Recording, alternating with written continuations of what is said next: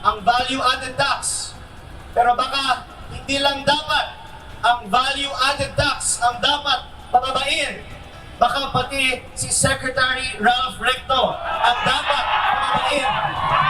Sahod, itaas. Buwis, ibaba.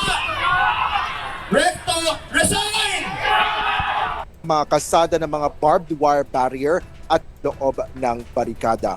Ayan na mga kababayan, itong Palasyo de Polvoron na sugod na ng mga rallyista. Atin po itong panoorin mga kababayan. Ito pa, speaking of sugudan, panoorin nyo po ito. Nakarma si Garin dito mga kababayan. Panoorin po natin.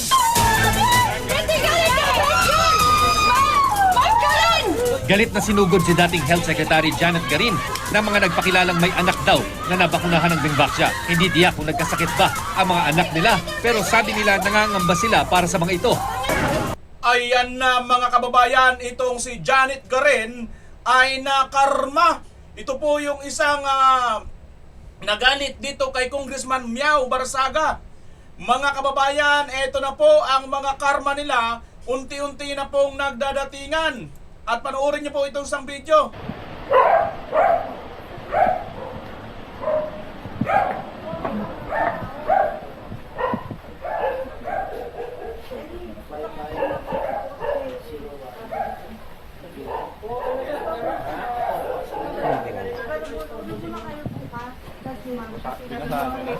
Ma'am, na maraming tao.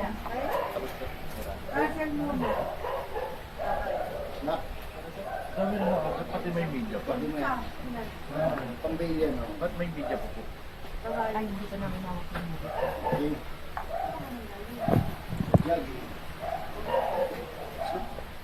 Ayun, tutasan ko namin. Makulaan ka niya.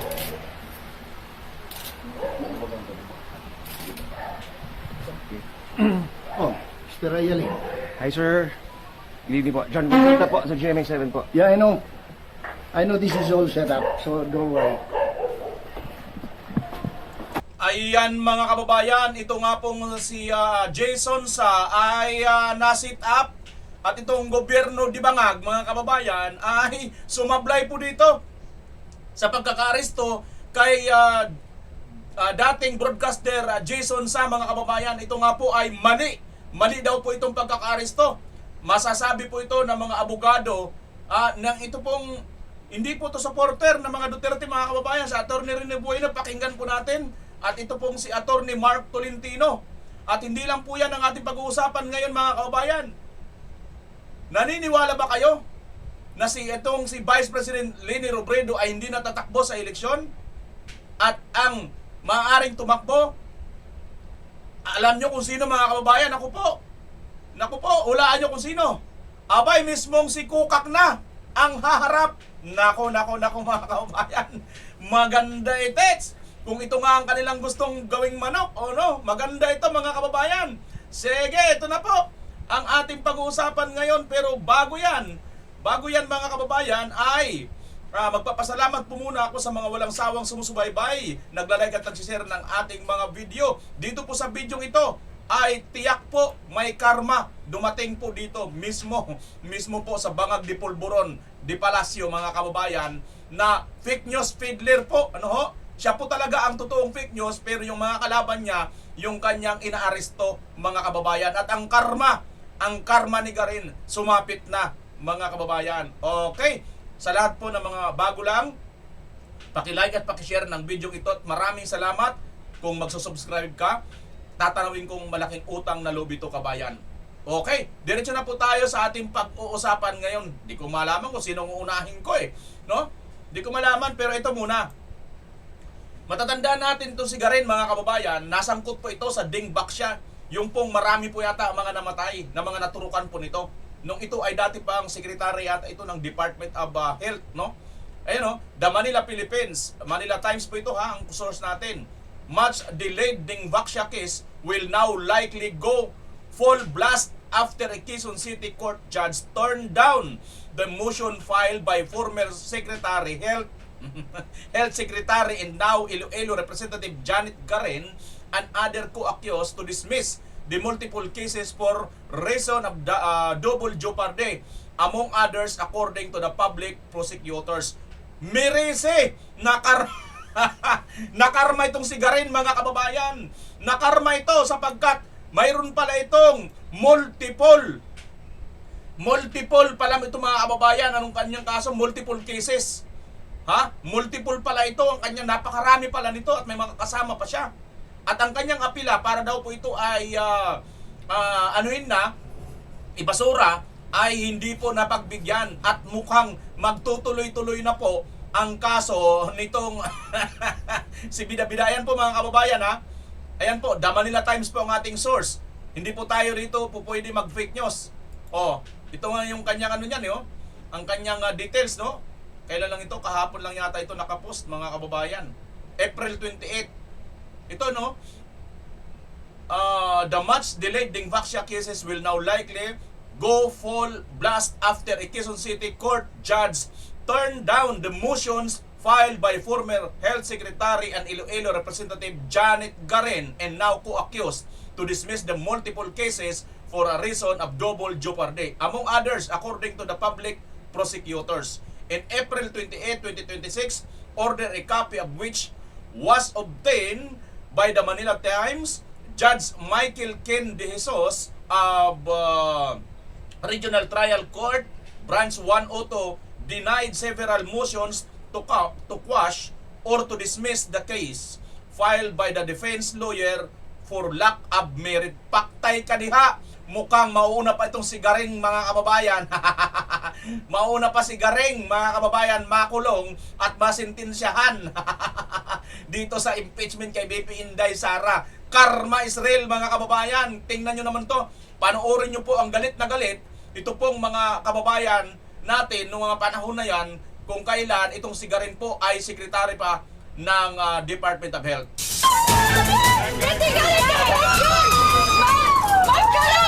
Galit na sinugod si dating Health Secretary Janet Garin na mga nagpakilalang may anak daw na nabakunahan ng Dingvaxia. Hindi diyak kung nagkasakit ba ang mga anak nila, pero sabi nila nangangamba sila para sa mga ito. Tulad din sila sa daang-daang mga magulang na dumagsa naman sa Public Attorney's Office para ipatingin ang mga anak sa mga resident doctor ng PAO. Ang pangamba, mauugat sa mismo rin namang pag-amin ng Sanofi noon, may tsansang magka-severe dengue kapag nakagat ng lamok na may dengue ang binakunahan ng Dingvaxia. Kung hindi pa pala sila nagkaka-dengue sa panahon ng bakuna. May reklamong sibil pa nga na isinampang Public Attorney's Office o PAO laban kay Garin na nagsabi ng tanggap niya ang pagsasampa ng reklamo sa kanya. Damay rin ang ilang dating opisyal ng DOH, pati sa kumpanyang Sanofi Pasteur at distributor nito na Zwillig Pharma Corporation at ilang opisyal nito. Hihingan sila ng higit sa 4 na milyong pisong danyos para sa pagkamatay ng 10 taong gulang na si Angelica Pestilos na nabakunahan at kalaunay namatay sa isang uri ng lupus nephritis ayon sa kanyang death certificate. Sabi ng forensic chief ng PAO, may sintomas daw si Pestilos ng isang viscerotropical-like disease o VTLD tulad ng yellow fever. May sangkap pa naman daw na yellow fever virus ang Dingvaxia at posibleng hindi ito kinaya ng mahinang katawan ni Pestilos. Kaya po dito sa aming opinion na cause of death niya, ang underlying cause ay viscerotropic-like disease secondary to Dingvaxia vaccination. Gayunman, nababahala sa paraan ng PAO ang mga eksperto ng UP-PGH na nagsuri sa ilang binakunahan ng Dingvaxia na namatay. 3 sa 14 na sinuri ng PGH experts ang napatunayan ding nagka-dengue pero sa ngayon, walang patunay na may kaugnayan dyan ang bakuna. Iba ang pagsusuri ng PGH sa PAO na dinepensahan ang kanilang mga autopsy. Meron po tayong physical evidence, hindi records lang. Dahil ang UP-PGH, puro records lang ang kanilang inaral. Pero ang PAO forensic analysis po ay kumpleto. Pero ang sabi ng PGH experts panel noon, hindi sapat ang autopsy lang at hindi rin naman puro medical records lang ang sinuri nila. Ikinumpara nila yan sa autopsy. These findings are then correlated or connected with all the clinical data. Lahat po yan kailangan i-connecta with the autopsy. You do not take one finding during the autopsy and automatically narrow it down or blame it on a particular condition or a particular vaccine. Kaya si dating Health Secretary Esperanza Cabral gusto nang ipatigil ang mga autopsy ng PAO. Tila pasaring naman sa kanya ang post ng forensic expert ng PAO ng announcement na itinalaga sa Board of Trustees ng Zwilig Family Foundation si Cabral. Kinumpirma rin yan ng General Information Sheet ng The Zwilig Family Foundation Incorporated mula sa Securities and Exchange Commission o SEC. Pero paglilinaw ni Cabral, iba ang Zwilig Family Foundation sa Zwilig Pharma Corporation na parehong wala pang reaksyon. Sabi din ni Cabral, walang... Ayan mga kababayan, di na po natin patapusin yan kasi matagal na po yung video na yan.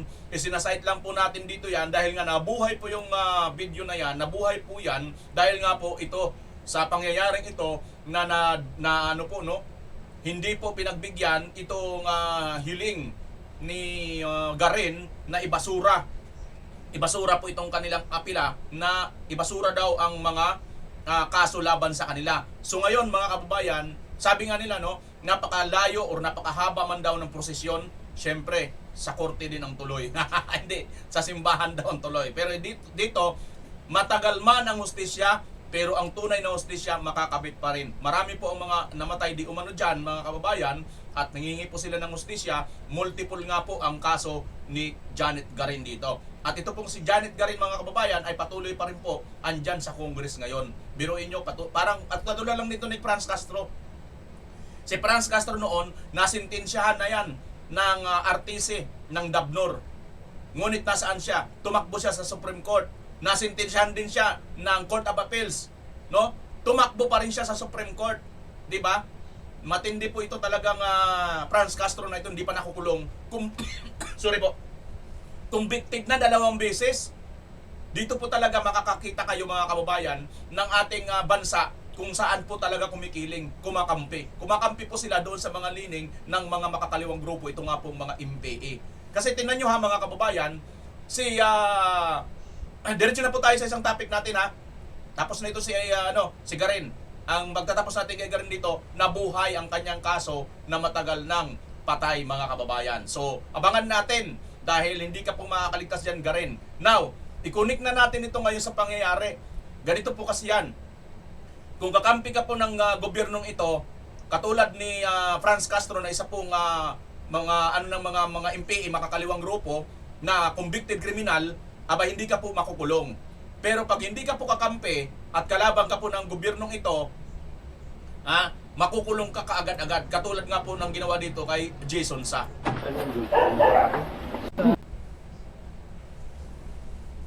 Did you expect this to happen?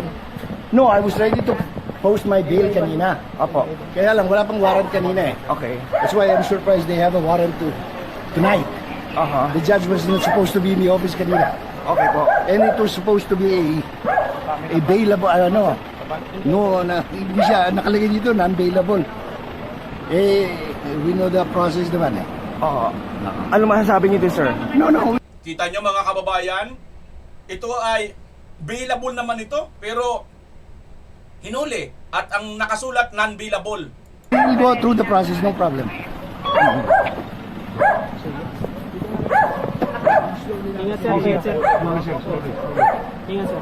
Kulong kaagad. Kulong kaagad si Jason sa mga kababayan. Di ba? Ito ay hindi pa po sentensyado. Hindi ka mukha ni Franz Castro na sentensyado na. Ha?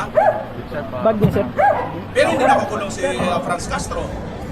Ngayon po, na-aresto na po natin. Itong mama na ito mga kababayan, tandaan niyo po ito si Matibag. Nakita po natin ito sa isang video kung saan kumakain yung tatay ni Arjo Atayde, Congressman Arjo Atayde, na isa rin po nababanggit sa mga investigasyon patungkol dito sa mga malalaki rin ang mga budget dyan sa mga flood control. Ito nga yung kasalukuyan na iniimbestigahan sa Senado na ito si Lacson, halos ayaw din ituloy. Nandun ito, di ba? Nakita ito. Yung kanyang waiter na napakalaki magbigay ng tip. Di ba? Doon sa waiter, yung tatay ni Arjo Atayde na yon. Itong Matibag na ito. At marami pa mga kababayan nagsasabi na yung mga nakikita pa tayo na yung asawa nito, nako. Marami-rami rin yata project dahil congresswoman ang asawa nito mga kababayan eh. Kaya naman pula, ganun na lang ito katindi kumilos. Kasi ganun naman pala mga kababayan eh. Di ba? Alam nyo na, ganyan po sila kabilis pagka kalaban po nitong Marcos administration. Ang tanong mga kababayan, sino ba talagang totoong fake news?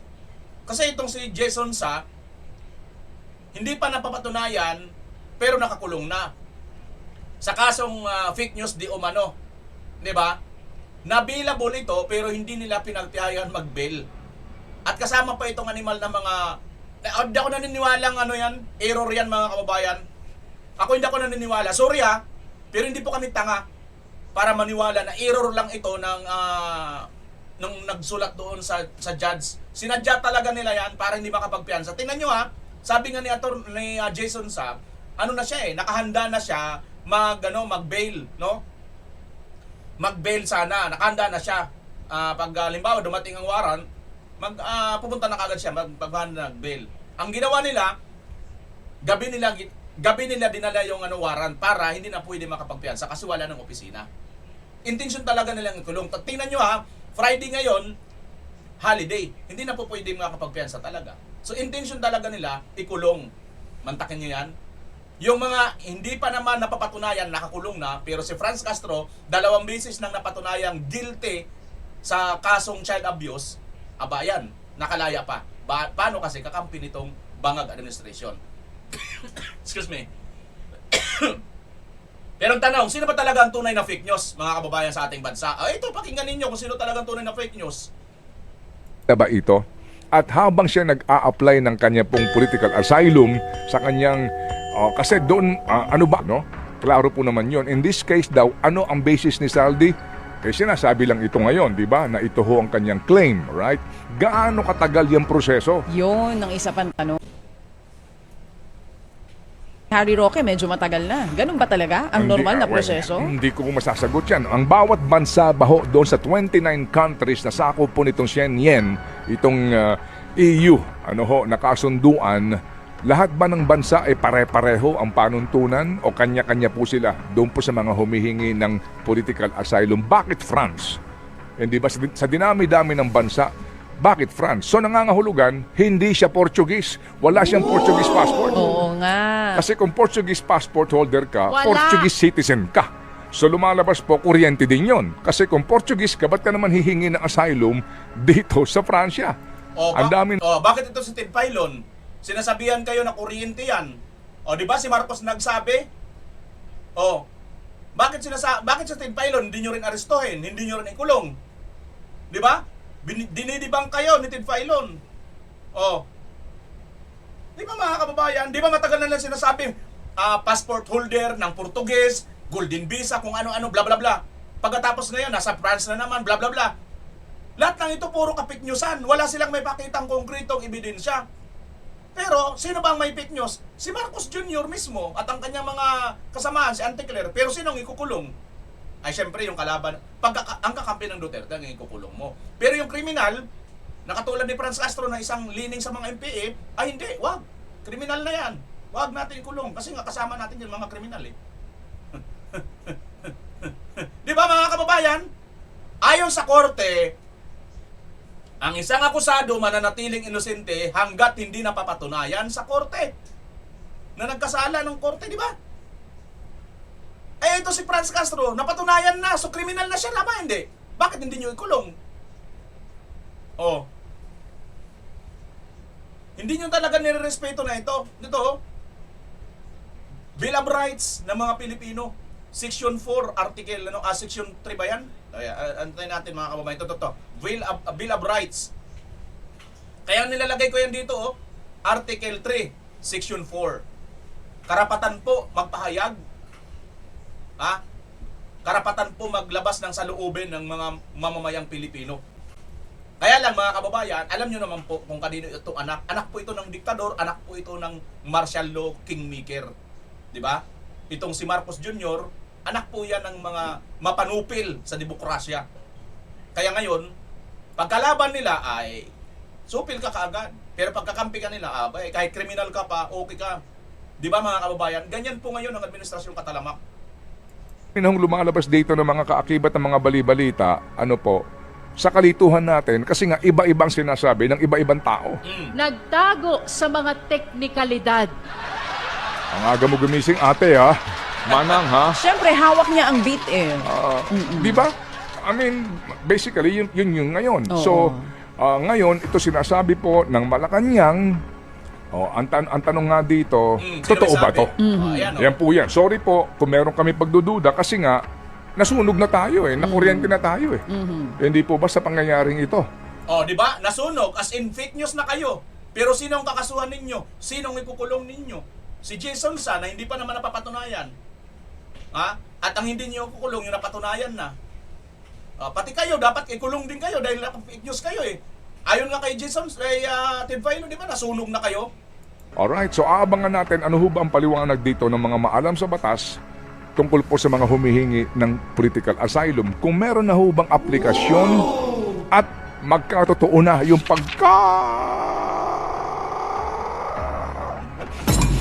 tagal na aplikasyon para sa red notice, will that supersede? Yan ba'y mas makapangyarihan doon sa political asylum? Kasi kapag red notice, meron na pong basihan kasi nga hinahabol ka ng bansang pinanggalingan mo because of some crimes na ginawa mo. So kung meron na pong Interpol red notice, mawawalang visa ba yung aplikasyon for asylum? O maghihiring pa ba doon? Ano ba ang prosesong ito? Hindi ba? So ngayon mga kapatid, ito po tayo sa gitna ng sinasabi na malapit na mag-double digit ang ating inflation rate mga kapatid. Sa gitna din po ng 61.30 na ang palitan ng piso sa dolyar. Alright? At sa gitna din po mga kapatid ng babala ng mga weather experts natin that we are now in deep trouble ng dahil sa El Nino. Nangyari kay Jonas. Di ba mga kababayan? Sa gitna ng lahat ng ito, 61 na yung dollar. Salamat sa may mga dollar. Malaking kita natin, di ba? Pero sa kabila ng mataas na magdo-double digits na raw yung inflation, impeachment, ito yung i-impeach niyo si Sara Duterte, pati pakulong niyo yung mga kakampi ng mga Duterte. Tiyak, bababa ang inflation, tataas po yung tataas ang presyo ang pera natin versus dollar. Yan po yun. At makikinabang pong buong taong bayan dito. Ganyan po. At huwag niyong ikulong itong mga convicted na kriminal katulad ni Franz Castro. Tiyak yan mga kababayan. At yung mga MPA, bibibihin ninyo. At kasuhan ninyo yung mga nakapatay ng mga MPA ng mga sundalo. Yan! Dahil dyan, sigurado na po, tiyak na po ang ating bansa uunlad, mga kababayan.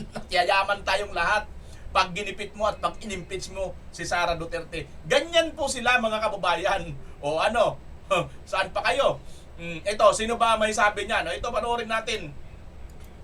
Lahat ng statement na question ito.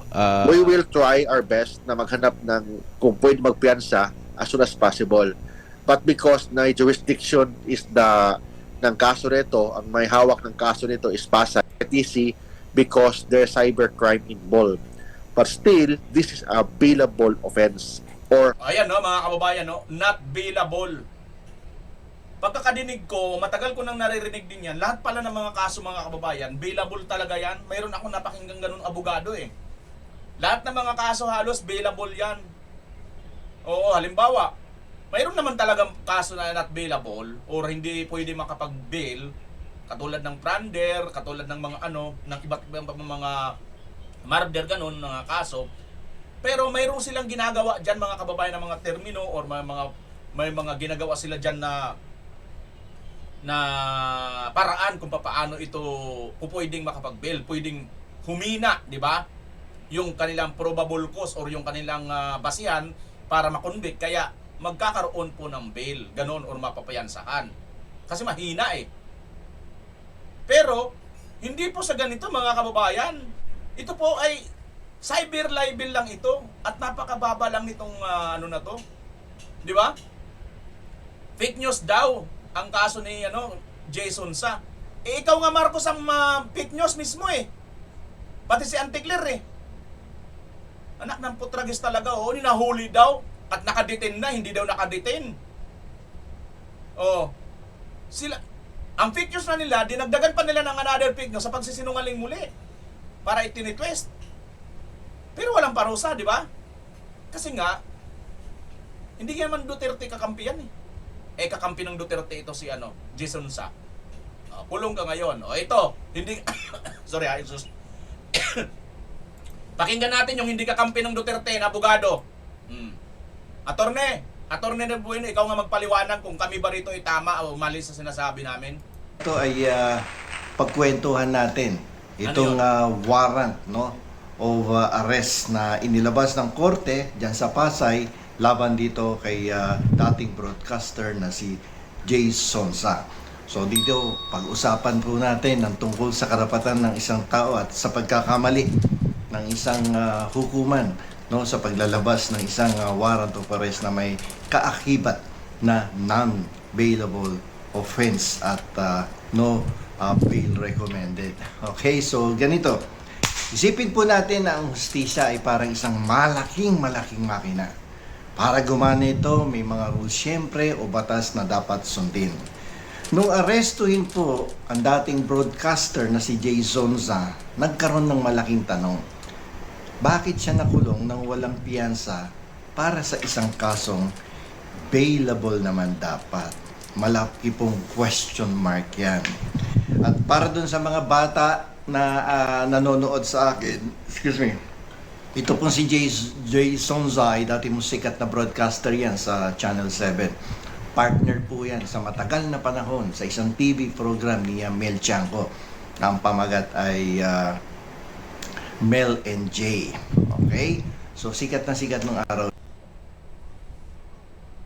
Sikatan ay naglalaho at humuhupa ang iyong ningning ng bituin. Okay? So ganito ang eksena kahapon. May warrant kay Jay Sonsa, inilabas, nakalagay non-bailable offense. At dyan tayo tututok ng kwentuhan. Alam niyo po sa ilalim ng ating batas, kapag may nagdemanda sa iyo, halimbawa cyber libel o kaya unlawful publication, definitely dadaan yan at dadaan muna yan sa piskal. Hindi pwedeng hindi dumaan kay piskal yan. Kapag dinala na ang kaso sa korte at nalaman na merong probable cause or reasonable certainty of conviction, ang judge ay maglalabas ng warrant of arrest. Ito po yung ticket ng mga police, permission for the police officer na arestuhin, puntahan at dalhin sa presinto at sa harapan ng batas ang akusado. Okay, so ngayon, dun sa cyber libel kasama nga itong unlawful publication. Pero alam nyo po, sa ilalim po ng rules of court at maging doon sa mga nakaraang kaso, hindi na po kailangan ng warrant dito sa unlawful publication. Pero dahil kasama siya doon sa kasong cyber libel, ayun, naisama doon sa warrant of arrest. So ngayon, dito tingnan natin kung ano yung twist sa kwento ni Jay Sonsa. Ang tungkol dito sa maling level ng kanyang warrant of arrest. Kasi kahapon, pinakinggan ko, nung kagabi, pinakinggan ko yung sinabi ng abogado ni Jay Sonsa na nakasulat daw sa warrant ay non-bailable, walang piyansa. So dito nagkamali yung makina ng hustisya. Yan mga kababayan, dito nagkamali ang makina ng hustisya. Pero para sa akin mga kababayan, I doubt na hindi ito sinadya. Sorry ito yung opinion ko lang. Di ko naman po pinagpipilitan, opinion ko to Di ba? Di naman siguro masama. Pero syempre sa napakatatalino, napakagagaling, napakahuhusay ng mga nilalagay ninyo dyan, hindi ka naman siguro basta mailalagay dyan nang hindi ka matalino at hindi mo na yan paulit-ulit mo na ninyong pinag-aralan o ginawa. Pag sinabi ninyong typographic error lang ito, yung nagkamali lang, mukhang hindi ako naniniwala dyan. Sorry, hindi ako naniniwala dyan. Ito'y malamang sinadya ito mga kababayan para talaga permisyuhin, para talaga makulong at mapahiya itong si Jay Sonsa. Yan lang naman po yan mga kababayan Dahil tingnan nyo gabi na inaresto, kinabukasan holiday, hindi na po pwede magpiyansa. Gusto talaga nila mapahiya. Pagka mga Duterte supporter ka talaga, Duterte alay ka, ganyan talagang target nila. Kaya hindi ako naniniwalang basta ito nagkamali mga kababayan. Sinadya talaga nila yan. Sorry opinion ko lang naman po ito. Ewan ko kung maniniwala kayo sa aking opinion, aking analysis. Di ba? Kasi alam nyo po, sa ilalim po ng ating saligang batas o ng ating 1987 Constitution, lahat po ng tao ay may karapatang magpiyansa. Yung mag-bail, kapag ikaw ay inaresto, kung hindi naman yan malaking kaso, ay o mabigat na kaso tulad ng murder o kaya ng plunder ay hindi yan pwedeng walang piyansa. Dapat makalaya ka pansamantala habang dinidinig ang kaso. Ang cyber libel kasi at itong unlawful publication ay hindi kailanman naging non-bailable offense. Ibig sabihin, dapat ay may halaga ng pera ang itinakda ng ang korte para makalaya ka habang nililitis yung kaso kasi hindi naman siya ganun kabigat. So habang nililitis nasa labas. Ayan mga kababayan, sabi ni attorney, kailanman hindi ito naging non-bailable or walang piyansa. Di ba? So kailanman. So bakit mo lalagyan ngayon ng not bailable? So hindi ito po mga kababayan simple na nagkamali lang. Ito po talaga ay sinadya. Di ba? Ang korte para makalaya ka habang nililitis yung kaso kasi hindi naman siya ganun kabigat. So habang nililitis nasa labas ka at nandun ka sa pamilya mo at kasama mo silang lahat habang dinidinig yung kaso. At hindi pwedeng minor offense o kaya hindi naman siya considered as capital offense pero itinulog ka tapos nilagay ng judge gusto ko walang piyansa. No, hayaan mo mabulok yan, chismoso yan, kung ano-anong paninira ginagawa niya kay presidente. No, dapat yan, nandiyan yan sa kulungan. Hindi po pwede kahit asar na tayo dito kay Jason sa dahil lumalabas allegedly napaka-chismoso nito at kung ano-anong paninira ang ginagawa kay presidente. Ngayon, punta tayo doon sa sitwasyon na paano kung sa'yo nangyari to? Anong gagawin mo? Huwag po nating isipin na para lang ito sa mga sikat na tao. Oo. Paano kung ikaw ang biglang inaresto at sabihin, hoy, hindi ka pwedeng magpiyansa. Oo. No? Kahit alam mong maliit lang yung kaso. Pagdating ng araw mga kababayan, itong si Matibag, pag nagpalit na po ng presidente mga kababayan, katulad ni Torre, di ba? Si Torre, inaresto or kinidnap si Tatay Digong, wala ring warrant of arrest na pinakita, nasa cellphone lang. So pagdating ng araw, mapalit na ng administrasyon si Viv Inday, pwede rin siya Tory arestuhin. Pag halimbawa na kasuhan ito, pwede rin siya arestuhin ng walang warrant of arrest na dala. Cellphone lang din, di ba? At ito rin, ganun din, kahit billable pa ang may sampang kaso dito, pwede rin na walang billable. Kasi nga, ginawa na nila ito eh. Pagka ito ginawa sa kanila mamaya, balang araw, pag nagpalit na ng administrasyon, hindi natin kasalanan o hindi kasalanan ng mga taong yun, di ba? Kasi ginawa lang naman nila yung kanilang ginawa din noon, di ba? Na ginawa lang sa kanila. O, di tuloy tayo, attorney. Gagawin mo? Mag-aala Jason sa ka din ba? Okay, ganito po yan. Unang-una, pag nilabasan ka ng warrant pinakita sa'yo, siyempre, may karapatan ka makita yan. Basahin mo. Nakita mo non-bailable, pero hindi naman dapat. Ang gawin mo una, huwag kang lalaban, huwag kang manlaban sa pulis, no? Pero huwag kang manahimik din. Kung may warrant, sumama ka ng maayos sa otoridad para iwasan ang gulo. Ngunit, hingin agad ang kopya ng warrant. Tawagan mo si attorney, no, ako inaaresto, ang nakasulat sa warrant, no bail, recommended, no? Pwede bang pumunta ka na dito, maaga-aga pa, habang bukas ang korte, magpiyansa ka na kaagad. Okay. So, kumuha ka kaagad ng abogado. Ito ang pinaka-importanting hakbang. Bakit? Dahil kami mga abogado lang ang may legal na personalidad, legal na kapangyarihan para itama ang isang judicial or clerical error. Yung pagkakamali ng korte o kaya yung pagkakamali ng staff ni judge. Mamaya walang tulog itong secretary o kaya assistant ni judge, puyat na ilagay ng bailable. Okay. So ano bang magiging papel ng abogado? Kami po mga abogado ang maghahain ng tinatawag na manifestation o kaya yung tinatawag nating motion to fix the bail. Kasi mali di ba, may clerical error.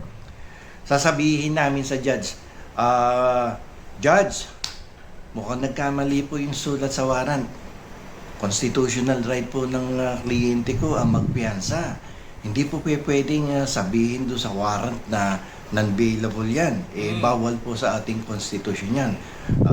Marami pong dadamay sa legal na usapin na to kapag hinayaan nating makulong yan sa loob ng kulungan dyan nang hindi mo pinapayagang magpiyansa. Di ba rin kaya pwede silang kasuhan sa ganyan, mga kababayan? Ito, tanong ko lang kung mayroon ditong mga nag-aaral ang abogado ng batas, maaari nyo ba, pwede pakicomment nyo dyan kung hindi ba sila pwedeng kasuhan din. Katulad na lang din itong judge na judge, hindi judge, yung attorney na sinasabi niyang piki daw yung perma ng notary public ni Sergeant Gutesa. Di ba nakasuhan yon? Ito kaya mga ganitong mga lalagay ng ganito. Kasi siyempre, tinan mo makukonsume na ito, consummated na ilang araw ngayon? Siguro ngayon, kagabi, ngayon, bukas, linggo, Lunes pa. Parang 4 hanggang 5 araw makukulong si Jason Sa. Kasi nga hindi na siya pwede magpiyansa dahil wala nang opisina So, ganung napahiya na si Jason Sa at nakulong na siya, nagsaper na siya na hindi naman kailangan yun, di ba? So, mayroon din kayang pwedeng parusa dito sa mga gumawa nito kay Jason Sa. Yung itong hindi itong pagkakamali na ito. Pwede ba yun? Nagkamali ng ganyan, tapos mayroong taong nagsaper, thank you na lang. Hingi lang ng sorry, ganun lang. Pwede na ba yun? Hindi ko po masyado yung mga kababayan, pero pwede ba paki-comment nyo kung alam niyo yan? Okay? So, babawiin mo yung kalayaan ng kliyente mo. So, sa oras na itama ng korte ang error, magbabayad ka ng piyansa at agad kang makakalabas. Kung wala kang abogado, ay siyempre mabubulok ka sa loob ng kulungan para sa kasong pwede naman palang bayaran ng piyansa. Yung piyansa na yan, pag acquitted ka, mababawi mo yan sa court. No, refundable yan. Okay, kasi guarantee lang yan para humarap ka sa bawat paglilitis na gagawin ng hukuman. Okay? So, ano ang mahalagang aral dito sa kwento ng chismoso, tumadadlan na dating broadcaster na ito na si Jason Sa. Okay, so sa usaping ito, maaaring marami ang hindi sang-ayon sa mga sinabi o ginawa ni Jason Sa laban sa gobyerno o sa ating Pangulong si Ferdinand Marcos Jr. Kasi medyo may katalasan ng dila nito kahit ano-ano sinasabi nito kay Ferdinand Marcos Jr. sa ating Pangulo. Maaring para sa iba, ang kanyang mga post ay mapanira, libelous, walang basihan. Ngunit dito natin dapat tandaan ang isang matibay na prinsipyo ng demokrasya. Karapatang pantao po kasi ang ating pinag-uusapan dito. Hindi lamang yan applicable para sa mabubuting tao o sa mga kakampi. Applicable din yan doon sa matatabi ng dila. Walang pakundangang manira sa ating Pangulo. So, ibibigay natin sa kanya ang benepisyo ng ating saligang batas. Ang atin po kasing konstitusyon ay ginawa para sa proteksyon nating lahat. Maging ikaw man ay taga-suporta o kritiko ng gobyerno. Kung papayagan po nating baluktutin ang batas para sa isang tao dahil hindi natin siya gusto, hindi natin siya kakampi, darating po ang araw na pwedeng baluktutin din ang batas laban sa atin. So, wag nating gagawin. Kung ayaw... Attorney, yan po ang inantay natin. Wag po kayo mag-alala, attorney, kasi hindi naman po forever si Marcos Jr. na nandyan sa kanyang kapangyarihan. Ikaw na rin po nagsabi, attorney, na maaari din gamitin laban sa atin. Pag binaluktot po natin yan, so ginawa na po nila, consummated na po yan, attorney. Kahit ano pang sabihin natin, salamat pa rin, attorney, kasi nga, nandiyan ka pa rin kahit papaano, kahit supporter ka ni Marcos Jr. at hindi ka naman, yung bang naniniwala ka naman doon kay Marcos at hindi ka naman talaga Duterte supporter, pero kahit papaano napapanatiling neutral ka pagdating sa ganitong usapin. Kaya good job pa rin, salamat pa rin sa inyo. Pero yung sinasabi mo na maaaring gamitin sa kanila ay hindi natin masisisi kung sakasakaling itong si Jason Sa pagpalit ng administrasyon at maging kakampi niya na yung nasa mataas at gumawa rin siya ng mga hakbang laban doon sa mga nanggipit sa kanya at ibalik din doon sa kanyang mga gumawa sa kanyang mga ginawa sa kanya, ano magagawa natin, attorney? Kasi karapatan at kalayaan niya rin yun, di ba? Kung binaluktot din nyo, kung mabaluktot niya rin. Ganun lang yun Sabi nga ni Erap, panapanahon lang. Hindi naman forever. Namatay nga Nawala nga yung Marcos Sr. na napakatalino at hindi naman bangag na presidente yun Ito pa kaya, mga kababayan? Kaya antay-antay lang tayo. Lagi naman po yan eh. Hindi naman forever ang panahon na para sa kanya lang eh. Ito mga kababayan, so lipat na po tayo. Lipat na po tayo. So ibig lang sabihin talaga nito ay itong administrasyon na ito, napakatalamak, manang-mana talaga sa senior, itong junior na ito. Dahil pagkakakampi niya ay napakasarap ng buhay mo. Pero pagkakalabang ka, impyerno ang sasapitin mo. Malapit na yan mga kababayan, wag na po kayo mag-alala. Malapit na. Wala nang 2 taon, 2 taon na lang halos itong si Marcos Jr. Pero bago yan, mukhang hihirit. Hihirit yata kasi nga di ba mga kababayan, umaayaw si Nanay Linlin ninyong lutang. Mukhang umaayaw. Aba, dahil umaayaw, sino na lang kaya ang ibang tatapat nila kay Vice President Inday Sara Duterte na despite na napakaaga pa na nag-declare at hindi ito ginagawa ng iba dahil alam nila tatambakan na sila ng kaso at paninira, pero si BP Inday, come on, bring it on. Walang takot. Bakit? Kasi kakampi niya ang taong bayan, ang mga inaapi nitong administrasyon ni Bagag. Ngayon, dahil wala po silang nakikitang matindi siguro, aba, mukhang ito na ang kanilang pantapat. Naniniwala ba kayo kakayanin nito mga kababayan? Talunin si BP Inday? O, panoorin niyo po itong video na ito. Panoorin niyo itong video na ito. Nasaan na yun? Magbabago pa kaya ng isip sa kabila ng paulit-ulit na pagtanggi ni former Vice President Leni Robredo? May naniniwala pa rin na posible siyang tumakbo bilang Pangulo sa 2028, lalo't wala pang matibay na pambato ang oposisyon. Yan ang agenda report ni Jude Icap ng Abante. Makailang ulit nang tinutuldukan ni Naga City Mayor at former Vice President Leni Robredo ang pagtakbo bilang Pangulo o anumang national position sa 2028 elections.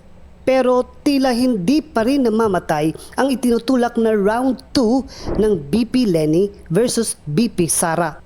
Muntik nang maglaban sa pagkapangulo ang dalawa noong 2022.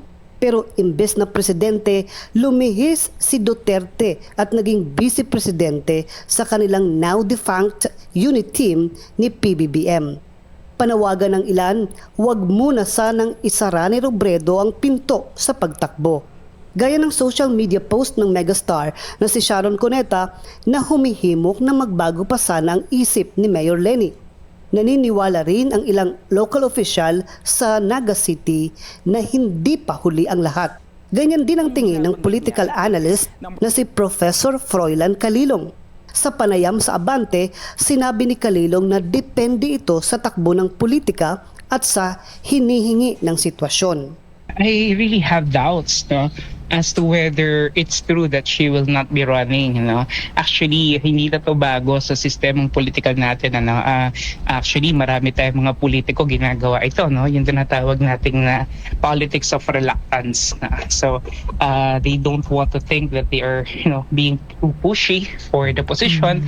I think in the coming days, they don't want to think that they are pushy, Si ano lang naman yan si Mr. Salamat kayo Mr. Chair. Yun lang naman at saka yung isa, yung kapatid nung yung si taga-salo ng fake news ni Marcos. Basta kilala nyo na yun, yung taga Cavite. Sila lang naman yung mga talagang presentado alsado. Pushing talaga. Pucha na yan. Para naman sa tingin nila may panalo naman sila nag-uunahan sila mga kababayan doon sa 0.0001. Naku po, baka pamilya na lang nila, ayaw po ibuto sila. Diba? Itong dalawang ito, kilala nyo yun siguro, salamat kayo Mr. Chair. Ito yung parang akala mo, nakukonsensya pa. Kinukonsensya pa niya yung taong bayan. Para lang sabihin na talagang interesado siya pagbigyan ng taong bayan. Talaga naman. This is my fearless forecast, pero I may be wrong in this, pero I see indications that she will be running for the presidency because there is no solid candidate right now coming from the opposition or coming from their ranks. I mean the progressives and the liberals. Umuugong din ang mga balita na maglulunsad ng signature campaign ang ilang sektor para hikayatin si Robredo na tumakbo sa pagkapangulo. Batay sa pinakahuling survey, bahagyang dikitan sa rating sina Robredo at BP Sara. Para sa agenda, Alam nyo mga kababayan, kaya ganito po sila, no? Ganito po ang kanilang style. Ito, tingnan nyo drama po yan. Sharon Cunita, Dearest Ma'am Line, please. Please daw, nagmamakaawa. Alam nyo, drama po yan. Napakabibis actor po nito Itong silang mga ito. Alam nyo, ganito lang yan kasimple. Ako po, hindi ako naniniwala na hindi po ito tatakbo. Kung matatandaan ninyo nung panahon ni nung 2022, nagsabi na rin to noon hindi ito tatakbo. Kaya si Mayor Isko Moreno napilitan tumakbo. Kasi nga wala pong akala na Isko noon ang walang oposisyon. Kaya akala niya makukuha niya yung mga dilawan. Kaya nagkaroon ng caucus noon, sila Lacson, sila Moreno, sino pa? Gonzales, yung mga dating mga mga kababayan, dating mga yung mga naglaban-laban noong 2022. Kaya si Isko naglakas loob kasi nga babakapan ng mga oligarko plus itong Dilaw or Dilaw. And then all of a sudden biglang nagtayo ng pink lawan. Ayan na nga si Leni Robredo. Di ba? Alam niyo ang ginagawa nila ngayon mga kababayan, ididibang na natin ngayon. Ito ay maliwanag na padrama ipik lang nila. Bakit? Kasi po wala naman po ang achievement. Si Leni Robredo, ano bang achievement niya ngayon? Yung kanyang pagiging mayor, ano ang ginawa niya? Ayun, ang ginawa ni BBM, mas malaki pa yung binigay na ayuda doon sa museo yata ni asawa niya, si JC Robredo, kisa doon sa pinamigay na ayuda sa Cebu na marami po ang mga namatayan. Alala niyo yon? 500 million ata ang binigay dito or ilang bilyon ang binigay dito. Basta something ganon. 500 million yata, something ganon. Pero sa Cebu, 200 million. Na marami pong mga Pilipino, mga mahihirap ang mga namatay, ang nasiraan ng bahay, pamumuhay, mga negosyo, mga nasira. Pero napakaliit na binigay na ayuda versus dito sa museo lang yata ni JC Robredo. Gustong magpapugi ni Marcos Jr. Ano kaya sa tingin niyo mga kababayan? Hindi kaya ang kanilang pinag-uusapan ngayon tingnan muna natin kung gaano kakalakas. Magdrama muna tayo ngayon. Kunyari hindi ka tatakbo. Ganun naman mga gusto ng mga Pilipino paawa ipik ba? Pagdating sa dulo, kakaawaan kayo. Kakaawaan sila. Di ba? Ngayon, paawa ipik tayo pero pagdating sa dulo, gugulatin natin, tatakbo pa rin ako. Tapos ito naman ang Octa Arts na to, dumidikit na daw kay Bibi Sara. Ngik-ngik nyo, anong dikit-dikit dyan? Pero mayroon pa ako isang nakikita mga kababayan. Hindi kaya pinag-uusapan na nila, it's either si Lisa Marcos ang presidente at itong si Leni Robredo ay mag-vice? Papayag kaya ang mga pinklawan? Papayag kaya magkainan na talaga sila ng literal ng tain nila? Tabi sa mga kumakain para lang sa kanilang pansariling interest at hindi sila mawala sa posisyon. Ito lang kasi talaga mga kababayan, kailangan talaga nilang mag-unite. Kailangan talaga nilang lamunin ang kanilang mga isinukanay. Kadugyot, kadiri, para lang manatili sa posisyon. Kahit tae pa kakainin, kahit suka pa kakainin ulit. Ito mga kababayan, mayroon tayong nakitang post na ganito. Attorney Sara Duterte versus Prof. Ablo Attorney Liza Aranita Marcos. This is the main event for 2028. Ito po ay posted nitong People Should Know with Attorney Tony naman Siri, hindi ko yan nakapost lang yung screenshot niya Dito po yan sa One TV Philippines. Na mayroon po siyang followers na 1 million mga kababayan. One TV Philippines, di ko po alam kung kanino po itong One TV Philippines na to. Sino pa ang mga nasa likod dito? Just now, Attorney Lisa Marcos versus Attorney Duterte in 2028 presidential election. May question mark naman. Sa tingin nyo mga kababayan, mayroon bang ipapanalo si Lisa Aranita Marcos versus dito kay BP Sara? Sa tingin niyo mga kababayan, pwede bang si Lisa Marcos mag-vice president at si Leni Robredo ang magiging presidente. Silang magkatamdem. Pupwede naman si Lisa Marcos ang presidente at si Leni Robredo ang vice president. Papayag kaya si Leni na dati na siyang tumakbong presidente at dati na rin siyang naging vice president? Yan ang aabangan natin. Pero sa tingin ko, kabayan, mukhang may posibilidad po ito. Dahil wala po silang nakikita ngayon na maaaring ipantapat kay Vice President Sara Duterte. Yung tulpo na pangmarites lang, pang-away mag-asawa lang yung alam, yung Rapi Tulfo. Kilala nyo yun? Pang-away mag-asawa lang, security guard, barangay tanod, yun lang ang kaya nun. Yun ang isa sa maaari sana, pupwede. Kaya lang ngayon, hindi pupwede kasi pang barangay tanod ka lang eh. Hindi naman nagsasalita yun tungkol dito sa corruption na yan eh. Naringgan nyo ba? Hindi. Minsan lang yan nagsalita tungkol doon sa PCSO. Anong nangyari? Nang kinausap na ni Marcos, ala na. Tahimik na. So, huli natin kita, di ba? Yung yung isang Viva Max lady, di ba? 250,000 ang tip. Tip pa lang yun ha. Tapos yung kanyang anak, tumunggay isang galon na alak, 1 million.